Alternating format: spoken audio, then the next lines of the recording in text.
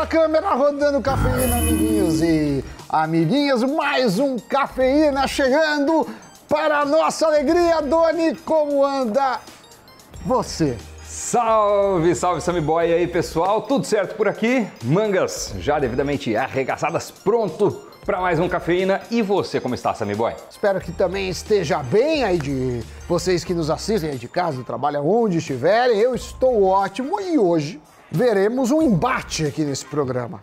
Sabe por quê? Porque veremos dois analistas defendendo suas teses de investimento. Com a Selic nos 2 dígitos, em qual modalidade vale mais investir? Na renda fixa ou na renda variável?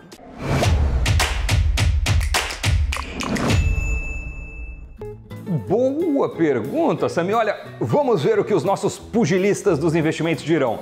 Eles já estão nesse momento se aquecendo nos bastidores para entrar no ringue logo menos. Essa disputa eu quero ver, até porque depois da Selic ter de fato atingido os 10,75% ao ano, uma enxurrada de conteúdos brotou na internet dizendo que agora é a vez da renda fixa. Será mesmo? Será que a renda variável vai comer poeira? Pois é, Doni, com a taxa básica de juros nessa escalada de alta, as apostas continuam sendo nos investimentos pós-fixados, atrelados a uma taxa flutuante, como é o caso do CDI, Selic ou até, Doni, aquela modalidade híbrida que você paga o IPCA mais alto. Esses índices corrigem o retorno do investimento conforme a variação. E com isso, é comum ver uma migração nas classes de investimentos, já que os investidores buscam maior rentabilidade com menos riscos. E muitos não querem os sobes e desces da bolsa. Tanto que a Ambima divulgou recentemente que o resgate em fundos de investimento em janeiro foi 13 bilhões e 200 milhões de reais maior do que as aplicações realizadas no período. E foram justamente os fundos multimercado e de ações que puxaram essa alta. Já a renda fixa seguiu com o maior número de novos aportes no período. O Brasil tem um histórico de juros altos e, segundo o analista Eduardo Pérez, com isso, sempre foi normal a renda fixa ter destaque e proporcionar uma maior segurança ao investidor. Além disso, muitos falam, inclusive, em tirar dinheiro da bolsa e migrar para a renda fixa. Mas, será que esta é uma boa estratégia? Para responder isso, nada melhor do que ouvir craques no assunto, debatendo a nova Selic e seus efeitos nos investimentos. Sem querer colocar fogo no parquinho, quero saber o que o Murilo Breder e o Eduardo Pérez têm a advogar em suas respectivas áreas. Será que é a hora e a vez da renda fixa? Eu quero ver também. Como diria Bruce Buffer, it's time! Vamos ver. Roda aí, Zanotto. Nós estamos hoje com a presença ilustre de dois analistas do Nuinvest, o Murilo Breder, que é do time de renda variável, mais especificamente em ações e BDRs, e Eduardo Pérez na área de renda fixa. Sejam muito bem-vindos no Cafeína. Opa, sempre um prazer estar aqui presente nesse nobre programa para falar daquilo que a gente mais gosta, que é sobre investimentos. Eu já começo então com uma pergunta para o Edu. Vamos lá, Edu, a gente atingiu novamente o patamar de 2 dígitos na taxa básica de juros e analisando o histórico do Brasil, podemos dizer que os ativos em renda fixa performam melhor que os de renda variável, dado a maior estabilidade, se é que a gente pode afirmar isso, né? No Brasil, no longo prazo, o CDI acaba batendo Ibovespa, não é isso mesmo? Atualmente, se a gente pega o histórico, olhando o que aconteceu no Brasil, o Brasil era um país com taxas de juros bem altas, então era normal você ver a renda fixa ter um pouco mais de destaque, então você tem uma segurança maior com uma rentabilidade interessante. Mas não necessariamente isso vai continuar a acontecer futuramente. Então, primeiro de tudo, a economia se adapta, tá? E quando a gente pensa em taxa de juros, a gente não pensa numa coisa linear. A gente pensa em ciclos econômicos e a gente passa por vários ciclos. O bom da renda fixa é que você consegue ter ganhos expressivos na própria renda fixa sem precisar necessariamente para renda variável em momentos de alta de juros. Então, quando você percebe que a gente está na iminência de fazer essa troca de ciclos, você percebe que a taxa de juros está relativamente baixa e que ela tende a subir, você compra ali de uma forma mais generalizada pós-fixados, então é aquele momento que você enche o carrinho ali com CDB que paga bem mais que 100% do CDI, sempre respeitando o risco e o perfil do investidor. E quando a taxa de juros, que é a Selic, ela está no pico e ela começa a dar sinais que ela vai cair, normalmente é um momento bom para você comprar pré-fixados ou os títulos atrelados à inflação. Isso aqui não é uma regra que vai funcionar em 100% dos casos, porque você tem aquelas exceções. Então, quando a gente afirma, por exemplo, que a renda fixa performou melhor do que a renda variável, depende do ponto de vista. Se você olhar os pós-fixados, sim, eles acabaram performando melhor do que a renda variável, mas eu acho que um cuidado muito interessante que o investidor tem que ter é que quando você olha formas de remuneração da renda fixa, a marcação ao mercado, por incrível que pareça, acabou atrapalhando um pouco quem tinha investimento em pré-fixado e títulos atrelados à inflação, por incrível que pareça, justamente porque a inflação subiu bastante. Então, na marcação, você acaba sendo prejudicado com essas duas formas de remuneração, mas em compensação, os novos aportes que você for fazendo, eles vão ter taxas mais interessantes. Então, se a gente olhasse ali do aspecto de uma taxa média dos seus aportes, a taxa média que você vai ter de retorno lá na frente acaba melhorando, só que momentaneamente na marcação ao mercado você acaba tendo uma desvalorização. Então é sempre bom entender a diferença entre as remunerações e entender também as particularidades que existem dentro da renda fixa também. E Murilo, agora a minha pergunta para você não é nem uma pergunta, eu queria que você fizesse uma réplica ao que o Edu disse. Comparando o desempenho do CDI com o Ibovespa ao longo dos últimos 20 anos, e aí mostrando que o CDI está na frente do Ibovespa, falando que ele bateu, o CDI tem batido o Ibovespa no longo prazo e que logo isso vai continuar daqui para frente, né? O primeiro ponto, até o Edu citou isso na pergunta agora, na resposta dele agora, falando que não é porque isso foi assim que isso vai continuar assim, né? Inclusive, o jeito correto de afirmar é que o CDI tem batido o Ibovespa, né? Então, o primeiro ponto é que retorno passado não é garantia de retorno futuro. Então, o fato de que isso aconteceu no passado não significa que isso vai continuar acontecendo daqui para frente. Outra coisa é que o Ibovespa é simplesmente um índice ruim, porque ele é sempre muito concentrado em commodities e bancos. Quase metade deles estão nesses dois setores.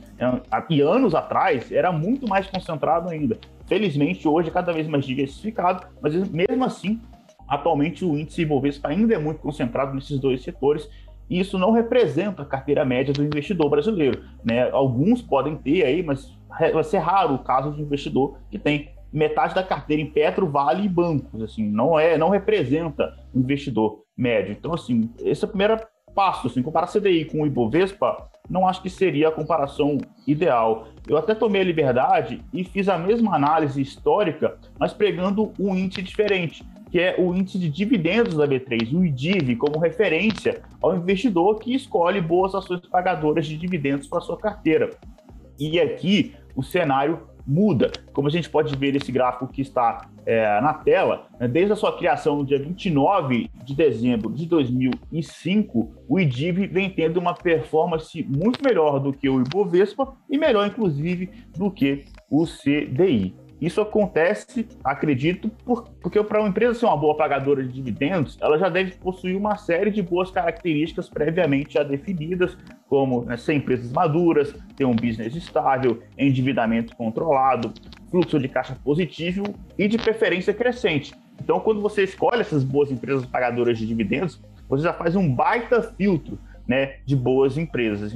Então assim, essa visão, para mim, é melhor do que comparar simplesmente com o Ibovespa. E para também, dando continuidade, tem uma outra visão que é o seguinte: quando a gente pega de 2016 para cá, a gente vê um cenário muito diferente e também é o que está no gráfico aqui abaixo, tá? O IDIV novamente voltando a superar o Ibovespa e o índice de Small Caps nesse período de 2016 para cá, mas o importante é que todos os índices, IDIV, índices Small Caps, Ibovespa, todos superam o CDI nos últimos 6 anos, tá? E tudo isso graças a uma combinação de fatores. Por exemplo, naquela época a gente estava migrando o governo, né? O governo da Dilma teve uma inflação muito forte, a gente conseguiu controlar essa inflação, houve o avanço de reformas importantes e também uma diversificação muito maior, inclusive do próprio Ibovespa, que sempre, de novo, foi muito concentrado em commodities e bancos. Então, na minha visão, esse cenário dos últimos 6 anos é uma foto muito melhor da realidade do que observado nas últimas décadas, tá? Porque o contexto simplesmente mudou, né? E eu entendo que deve continuar assim daqui para frente por 2 motivos principais. Primeiro, que o Boletim Focus, a gente está falando de uma Selic a 10,75% hoje, deve subir daqui para frente ainda, mas é algo que é assim, pontual, para corrigir a inflação, tanto que, pegando o Boletim Focus mais recente, o mercado espera a Selic voltando a 8% até o final de 2023. Então, assim, nem no nosso pior cenário a gente vai ver um CDI em 26%, que é o que que ele chegou a ser praticado em 2003, porque isso significaria uma inflação totalmente descontrolada também, né? Então, são patamares de Selic como esses que tivemos lá em 2003, de mais de 26%, que fizeram com que, nesse acumulado de longo prazo, o CDI batesse o Ibovespa. Mas esse cenário não é o atual. Isso mudou. Se Deus quiser, tudo der certo, a gente não vai voltar para esse cenário, né? Nunca mais, ou pelo menos não é a visão nem de curto, nem de médio prazo, tá? E o segundo ponto é que quando a gente olha para o índice o preço-lucro da Bolsa, né? Por que eu acho que esse cenário, o CDI vai voltar a performar melhor do que o CDI? Por que o CDI vai voltar a performar melhor que o Ibovespa? Porque eu não acho que isso vai acontecer. Porque quando a gente olha para o índice de preço-lucro do nosso índice, a gente vê que ele está negociando muito abaixo da média histórica. A gente está negociando a patamares de 2011. E mesmo se a gente tirar Petrobras e Vale da conta, que são 2 ativos que têm muito peso no Ibovespa e que puxa essa média para baixo, porque são 2 ativos com preço-lucro muito baixo, o resumo da ópera é que, óbvio, pode ter um alçapão nesse fundo do poço, mas parece que não tem muito mais para onde cair, olhando para o próprio histórico de preço-lucro e vendo que a gente está na mínima. Tanto que o investidor estrangeiro parece ter enxergado isso e vem comprando Bolsa Brasileira a rodo, né? Comprou muito forte em 2021, 100 bilhões de reais de dinheiro que entrou na Bolsa Brasileira de Investidores Internacionais. Em janeiro desse ano, 32 bilhões, só em janeiro, e fevereiro também começou muito forte, tá? Então, é por isso, essa é uma réplica longa, mas para explicar que eu acho que olhar a performance de CDI e comparar com o Ibovespa nos últimos 20 anos, isso não faz sentido mais. Pegar essa foto mais recente dos 6 anos para cá, aí sim, na minha visão, é uma foto muito mais que retrata a realidade, tá? A gente pode dizer que o investidor está aí no melhor momento, na melhor hora para investir em renda fixa, se você acha que vale muito mais a pena do que investir no mercado de ações. Vamos lá, como bom advogado da renda fixa, meu papel aqui é falar que o investidor ele consegue ter uma segurança relativamente maior quando a gente vê o mercado de renda fixa e de títulos indexados à inflação, por exemplo, do que se o investidor fosse investir em uma empresa, por exemplo, que consegue repassar o preço dos produtos ou dos bens por conta de algum reajuste pela inflação. Eu falo isso, eu estou até curioso para saber qual que é a resposta do Murilo já, porque você tem o risco de o negócio da empresa ser muito bom, mas a empresa individualmente tem aquele risco de uma má gestão. Então, de uma certa forma, quando você investe, por exemplo, em um título indexado à inflação de renda fixa, você está investindo, você tem a opção de investir em um título que é coberto pelo FGC, ou então um título com risco praticamente zero, que é risco de crédito, né? Só colocando esse parênteses, quando a gente investe no Tesouro Direto. Então, em momentos de inflação alta, você consegue ter uma garantia, eu diria que para o investidor que é mais conservador ou que está querendo menos volatilidade no portfólio, você tem um risco menor para você ter um retorno mais garantido. Então é sempre bom o investidor saber isso e que sempre é uma boa hora para se investir na renda fixa, porque igual eu falei um pouquinho antes, você consegue ter ganhos muito bons quando você olha ali marcação a mercado com títulos do Tesouro Direto, por exemplo, que, igual eu falei, são títulos com risco praticamente zero, mas você tem a possibilidade de ganhar ali, se você pegar um título pré-fixado e você ficar com ele até um momento em que as condições de mercado melhoram, as taxas de juros começam a cair e o seu título acaba sendo beneficiado. Então, em um título de renda fixa, você tem oportunidades de rentabilidade bruta ali de 50%, 70%. Se for um título longuíssimo, diria ali um indexado à inflação, por exemplo, de 30 anos, você consegue ter até mais do que isso. Claro que quando a gente compara com outras opções como o Tesouro Selic, um CDB 100% pós-fixado, o risco desse indexado à inflação de longo prazo é extremamente maior. Mas, como a gente está olhando aqui do aspecto renda fixa contra renda variável, você tem também essa opção de ter retornos bem interessantes. E aí o investidor, ele muitas vezes acaba tendo a noção errada. Por exemplo, quando a Selic estava em 2%, o pessoal brincava bastante, né? Perda fixa, a renda fixa morreu. E aí, quem teve uma visão um pouquinho mais aguçada, acabou, igual eu comentei também um pouquinho antes, né? Você acaba enchendo o carrinho, você pega aquele CDB de uma instituição que você confia, que você sabe que é relativamente controlada ali para você controlar o risco da renda fixa. Você pega normalmente um CDB que hoje em dia você encontra 100% do CDI, 105%, naquela época de Selic a 2 você encontrava 120%, 130% do CDI. E aí agora com a Selic indo para rumos de 11%, 12% mais ou menos, você acaba se beneficiando. E também, igual eu falei, tem aqueles momentos de mudança de ciclo que você também consegue ter oportunidades muito interessantes com um risco relativamente menor. Por que o investidor que olha para os retornos dos títulos do governo hoje vai preferir aportar em ações que pagam, inclusive, dividendos menores que os 10,75% ao ano pagos na Selic? E se aquele investidor que ainda gosta dos BDRs, né, que acabam, lógico, contando com a exposição cambial, tem BDRs que ainda pagam dividendos, eu gostaria que você falasse, né? Você acha que o investidor vai encontrar melhores oportunidades quando comparado à renda fixa? Quando a gente fala de opções investir em BDR, é uma excelente oportunidade porque você tem um ativo dolarizado.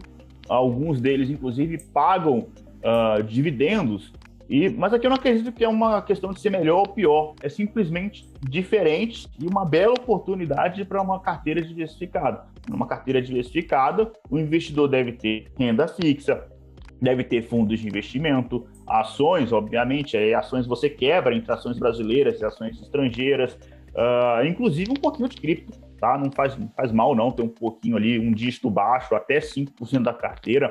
Para a extensiva maioria dos investidores vai diversificar bastante, tá?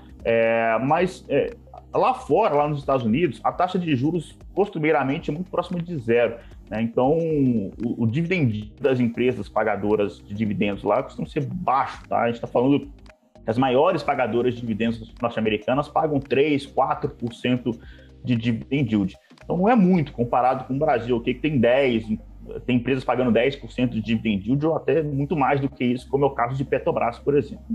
Mas a diferença é que lá fora as empresas levam muito a sério essa questão de dividendo. Por exemplo, a Coca-Cola, Johnson & Johnson, tem empresas que pagam estão há 50, 60 anos consecutivamente aumentando o dividendo por ação distribuído. Então, essa é a vantagem, né? Quando a gente vai olhar para BDRs, pagadores de dividendos, a gente não está olhando só o dividend yield de hoje, mas acredita que a companhia vai continuar entregando dividendo por ação cada vez maior ao longo das próximas décadas, e lá fora, lá nos Estados Unidos, as empresas levam isso muito mais a sério. Então, assim, não é que é melhor ou pior, é simplesmente uma excelente oportunidade de diversificação. Ter empresas internacionais no portfólio faz parte de uma carteira diversificada e para todo investidor deveria ter, tá? Agora, falando da sua primeira pergunta, né, o fato de algumas companhias hoje pagarem um dividend yield menor do que a Selic, isso não deveria importar para o investidor de longo prazo, porque essa Selic ela vai ficar alta aqui em 2022 e vai cair, a expectativa por enquanto é essa, né, de cair ao longo de 2023 para o patamar de 8%. Então, quando a gente está falando de investimento de dividendos, por exemplo, que é de longuíssimo prazo, 10, 15, 20 anos, o fato da Selic subir muito em um ano ou outro, assim, comparado com o longo prazo, isso é um risquinho no gráfico ali, não impacta, tá? Não muda a visão. E seguindo com o meu raciocínio, eu inclusive entendo que o dividend yield ele deve ser comparado com a inflação esperada daqui para frente, não com a Selic. que é importante é o investidor ganhar poder de compra, ou seja, ele ter um retorno acima da inflação. Quando a gente pega a inflação com o Boletim Focus mais recente, a inflação projetada para 2022 é 5,44%, para ser bem preciso. Hoje a carteira nossa de dividendos aqui tem um dividend yield projetado para os próximos 12 meses de 7,9%. Tá? Então, é acima da inflação, o investidor vai ganhar dinheiro com dividendos sim. Tá? E segundo, que essa estratégia de dividendos, o retorno em proventos é simplesmente uma parcela da estratégia. Há também o potencial de valorização das próprias ações. E aí, retomando aquele gráfico de preço-lucro, que eu gostaria de voltar na tela mais uma vez aqui, quando a gente vê que a gente está no patamar em torno de 8 vezes preço-lucro aproximadamente, não é nenhuma loucura falar de um potencial de alta de 50%, por exemplo, na Bolsa Brasileira, já que isso levaria o patamar atual de 8 vezes preço-lucro para próximo de 12, que é bem próximo da média histórica, né, de 2006 para cá. E esse potencial movimento de 50%, como a gente está usando o Ibovespa como referência, ele é válido somente se o investidor tiver um desempenho em linha com o mercado. Porque se ele tiver um desempenho superior, ele pode ter um desempenho melhor ainda do que esses 50%, como de fato eu acredito que tem muitas ações hoje na Bolsa Brasileira com oportunidades maiores do que essa. Tá? Então, qual que é o resumo da ópera aqui? Disputa a questão se o investidor deve tirar dinheiro da Bolsa para vir para a renda fixa hoje.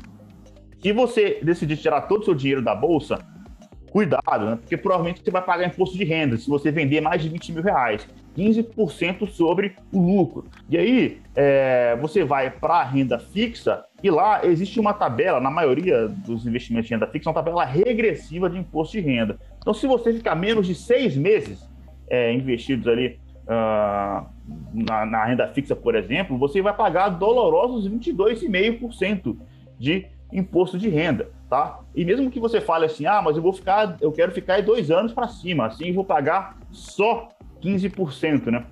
Lembrando que, diferentemente de ações, renda fixa não tem como escapar do imposto de renda, né? Você fala assim, mas LCI e LCA não tem imposto de renda. É verdade, não tem, mas a rentabilidade já é descontada desse imposto de renda. A rentabilidade do LCI e LCA é menor, comparado com o CDB, por exemplo. Então já há esse desconto, você só não vê ele explícito na tela. Né? Então, assim, você vai sair da Bolsa, pagar imposto de renda, vai entrar numa renda fixa, até daqui a 2 anos a Bolsa pode ter voltado a andar bastante, e aí você decide sair da renda fixa, vai pagar imposto de renda de novo para voltar a comprar uma Bolsa que já subiu. Ou seja, você vai ter saído na Bolsa na mínima, ter comprado renda fixa na máxima, voltado para a Bolsa na máxima. Assim, não necessariamente na máxima, mas pelo menos acima da média de novo, né? Assim, não faz muito sentido, né? Quando a gente fala de rentabilidade, olhando para a Selic hoje, o investidor que ficar 2 anos na renda fixa, ele vai ganhar mais ou menos 25%, né? A Selic 11%, 12% aí ao ano. Então, dá uns 25% de rentabilidade bruta nesses 2 anos. Então, eu tenho que tirar o imposto de renda dessa conta, né? Que é 15%. Então, rentabilidade líquida vai dar uns 20%, tá? Tirando o imposto de renda da conta aqui. Então, é possível você conseguir muito mais do que isso na Bolsa de Valores sem imposto de renda, já que basta você comprar e não vender, ou se vender menos de 20 mil reais em ações. Então, assim, eu entendo quem prefira esses 20% líquido aí de renda fixa sem risco durante os próximos 2 anos. Aí é questão de perfil de investidor, não tem muito problema com isso. O problema é o investidor esquecer que as coisas são cíclicas, que essa Selic, esse patamar alto, não vai se manter, tá? Então ele acha que isso vai se manter para sempre, tira tudo, vai para a renda fixa e depois é a bolsa que anda e a renda fixa cai, ele quer voltar para a bolsa. Esse é o problema, tá? E óbvio que eu tô falando com quem já tem reserva de emergência montada, né? Porque se você não tem nem isso, aí não tem nem discussão, aí você pega 3 meses do seu custo de dívida mensal e põe no Tesouro Selic. Porque o primeiro passo, antes de você pensar em investir em renda variável, é você ter reserva de emergência. Então, tô falando com esse público que já passou dessa conversa, tá? E para fechar, muitos podem perguntar, né? Você falou de preço-lucro da Bolsa 8 vezes, quem é que garante que isso vai voltar a subir, tá? De fato, não tem como garantir. Mas tem um estudo recente da corretora americana Charles Schwab provando que a melhor estratégia é investir em ações sempre que sobrar algum dinheiro, ou pelo menos ir fazendo alguns aportes mensais, ao invés de simplesmente tentar acertar o timing, tentar acertar o momento que vai voltar a subir, o momento de entrada e saída perfeito. Praticamente não existe, nem os melhores investidores do mundo conseguem acertar. O pior cenário é você ter que esperar indefinidamente, nunca entra na bolsa. Esse é o pior cenário possível. Vai fazendo aportes mensais. Então, para quem tiver a curiosidade de entender esse estudo, eu vou até pedir para colocar na tela aqui a imagem, né, é só pesquisar Charles Schwab e o termo Does Market Timing Work? É um artigo em inglês, tá? Mas fica aí de sugestão para quem quiser entender essa questão de que timing não importa muito. É mais fácil você simplesmente ir comprando ao longo do tempo, você vai ter um desempenho muito melhor acima da média de mercado. Mesmo assim, aos que não ficaram satisfeitos com esse estudo, eu trouxe até um outro estudo que eu também fiz, que é esse outro gráfico para fechar que eu gostaria de colocar na tela neste exato momento. É um gráfico que parece um pouco confuso, porque ele é um gráfico de 2 eixos, tá? Essa área é a pontuação do Ibovespa e essa curva é o rendimento do CDI ao longo de 2006 para cá. E essas áreas destacadas no gráfico é onde a gente percebe que justamente em momentos em que o CDI termina o seu ciclo de alta, isso marca o fundo do Ibovespa. E por que isso acontece? Isso aconteceu nos últimos 20 anos, todas as vezes que teve essa alta, marcou o fundo. Né? Isso pode estar acontecendo agora. E por que isso acontece? Né? O mercado ele antecipa o movimento. Então, quando termina o ciclo de alta dos juros, todo o pessimismo do mundo já está embutido na Bolsa. Tá? Então, quando a gente pega uma comparação com o cenário atual, a gente está mais próximo ou mais perto, mais próximo ou mais longe, né, desse alta dos juros.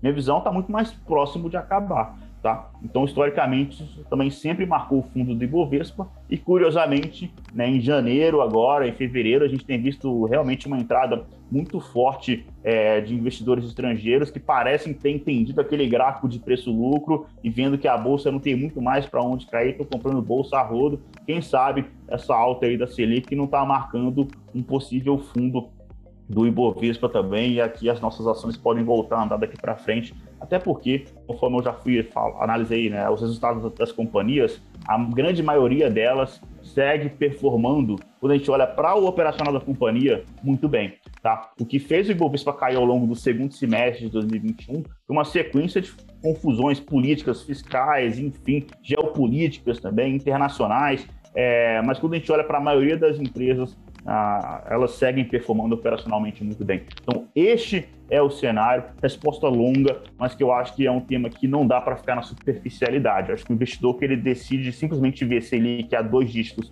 e resgatar tudo da Bolsa para ir para a renda fixa e depois voltar para a Bolsa, é por isso que, na minha visão, isso não é uma boa ideia. Queria reforçar a mensagem que o Murilo passou, que talvez a melhor carteira seja aquela que seja bem diversificada. Então, primeiro de tudo, não existe uma resposta certa, falar que só a renda fixa ou só a bolsa.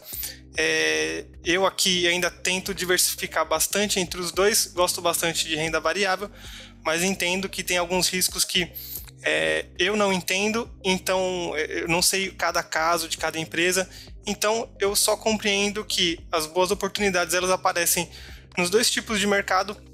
Cabe ao investidor fazer essa diferenciação e também reforçar a mensagem de que a gente está falando com um público que já tem a reserva de emergência formada, isso é sempre importante falar, e sempre assim, entender onde você vai investir, de preferência ouvir opiniões ou que sejam parecidas com as suas, mas que também ouça opiniões contrárias, até que isso acaba agregando bastante. Então, o pessoal que é de renda fixa e que está ouvindo o Murilo falar sobre renda variável, o pessoal que é de renda variável que está me ouvindo falar um pouquinho mais de renda fixa, isso acaba agregando para todo mundo. Então, sempre tenha em mente essa diversificação, que ela é possível e ela é muito boa, tá? E sempre ter um objetivo bem focado, né? Então, você nunca faz um investimento por fazer, assim, simplesmente, eu tenho R$100 aqui, eu vou comprar essa ação porque tá barato porque tá menos de R$100, ou então eu vou aplicar nesse CDB porque tá sobrando dinheiro. O ideal é sempre o investidor ter um objetivo, então pega o prazo, pega o perfil e faz esse match ali de critérios para você ter uma carteira que lá no futuro você não vai se arrepender.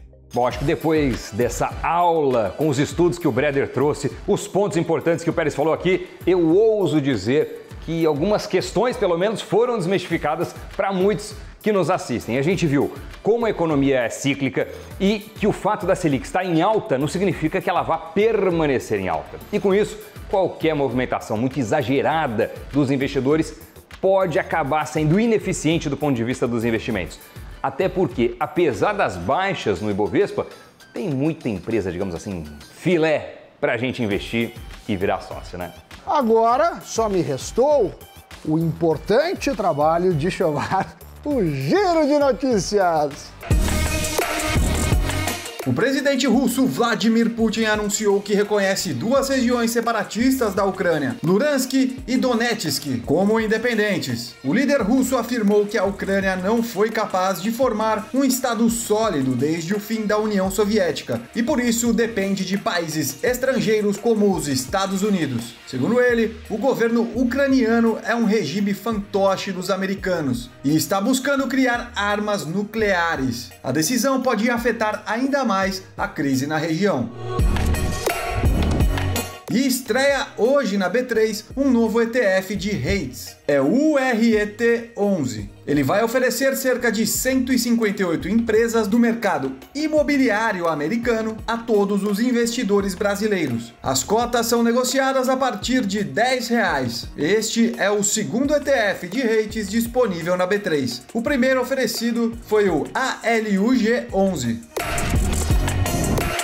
A exchange norte-americana FTX está lançando uma nova unidade de jogos que terá como missão incentivar os publishers de games a adotar criptomoedas, segundo reportagem publicada pela Bloomberg. A FTX oferecerá uma plataforma cripto que dará às empresas de jogos a possibilidade de lançar tokens e oferecer suportes para NFTs.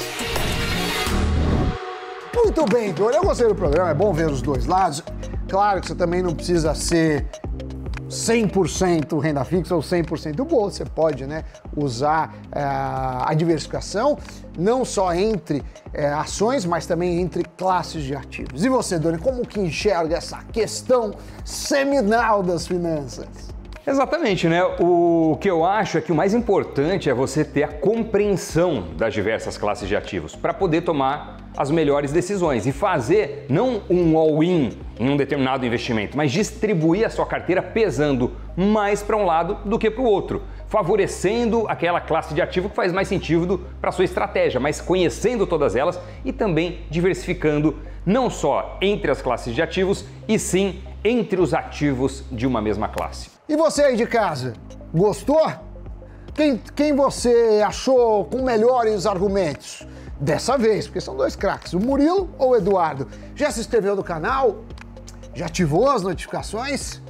Deixou o like? Então, nos vemos no Invest News e também no próximo Cafeína. Tchau, tchau, tchau, Doni, valeu! Tchau, valeu, pessoal!